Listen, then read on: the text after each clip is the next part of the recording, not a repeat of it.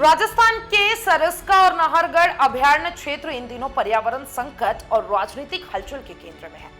राष्ट्रीय लोकतांत्रिक पार्टी के सुप्रीमो और नागौर सांसद हनुमान बेनीवाल के आरोपों के बाद केंद्र सरकार हरकत में आ गई है। केंद्र ने राजस्थान सरकार से इस संरक्षित जंगल में हो रही अवैध कमर्शियल गतिविधियों पर विस्तृत रिपोर्ट मांगी है।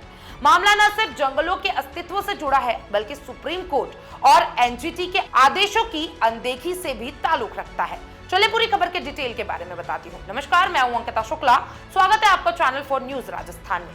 अलवर स्थित सरिस्का और जयपुर के पास नाहरगढ़ अभयारण्य भारत के प्रमुख वन्य जीवन संरक्षण क्षेत्र माने जाते हैं, लेकिन हाल ही में इन अभयारण्यों में नक्शे में बदलाव कर अवैध होटल और खनन गतिविधियों को अनुमति देने के गंभीर आरोप सामने आए हैं।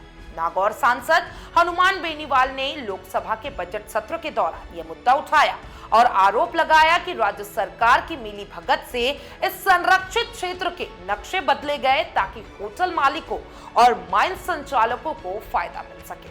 देखिए, सांसद का कहना है कि सुप्रीम कोर्ट और नेशनल ग्रीड ट्रिब्यूनल यानी कि एनजीटी के स्पष्ट निर्देश के बावजूद सरिस्का और नाहरगढ़ के इको सेंसिटिव जोन में कमर्शियल गतिविधियां संचालित हो रही हैं।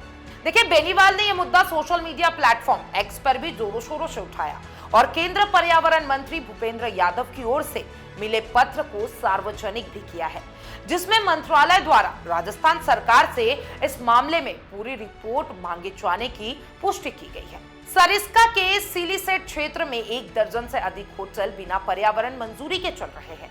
इसी तरह अगर मैं बात कर लूं तो अजबगढ़ जमवारामगढ़ रेंज में भी कई होटल सुप्रीम कोर्ट के नियमों की धज्जियां उड़ाते हुए खुलेआम काम कर रहे हैं।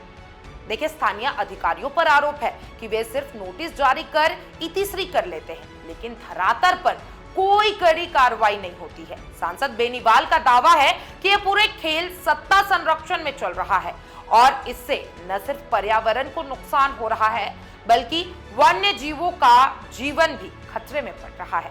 इसी के मद्देनजर केंद्र सरकार ने अब राज्य सरकार के वन विभाग अतिरिक्त मुख्य सचिव यानी कि एसीएस से पूरे मामले की विस्तृत रिपोर्ट मांगी है और जरूरी कार्रवाई के निर्देश भी दिए हैं।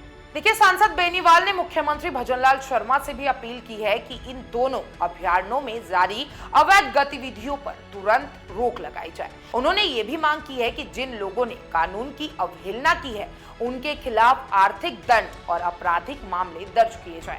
साथ ही उन्होंने चेतावनी दी है कि उद्योगपतियों को खनन माफियाओं को लाभ पहुंचाने के उद्देश्य से अभयारण्यों का नक्शा किसी भी हाल में नहीं बदला जाना चाहिए। देखिए, सांसद बेनीवाल ने जयपुर के दक्षिणी क्षेत्र ढोलका बाढ़ में प्रस्तावित पीएम यूनिट मॉल को लेकर भी चिंता जताई है। इस परियोजना के लिए लगभग 2500 पेड़ों की कटाई प्रस्तावित है, जिसका स्थानीय स्तर पर विरोध हो रहा है। देखिए, हनुमान बेनीवाल का कहना है कि पर्यावरण को बचाने के लिए हमें जन आंदोलन का सम्मान करना चाहिए और ऐसी परियोजनाएं जो हरित क्षेत्र को नुकसान पहुंचाती है उन्हें रोका जाना चाहिए। सरिस्का और नाहरगढ़ सिर्फ पर्यटन स्थल नहीं है, ये हमारे जैविक भविष्य के प्रहारी है। अगर ऐसे संरक्षित क्षेत्र में कानून टूटेंगे तो फिर पर्यावरण संरक्षण सिर्फ कागजों में ही रह जाएगा। केंद्र की सख्ती अब एक उम्मीद की किरण बनते हुए नजर आ रही है, लेकिन असली परीक्षा राजस्थान सरकार की होगी कि वो इस रिपोर्ट के बाद क्या एक्शन लेती है। जुड़े रहिए हमारे साथ, हम लाते रहेंगे आपके लिए ऐसी जरूरी और जिम्मेदार खबरें। तमाम ऐसे अपडेट्स के लिए चैनल 4 न्यूज राजस्थान के साथ बने रहें।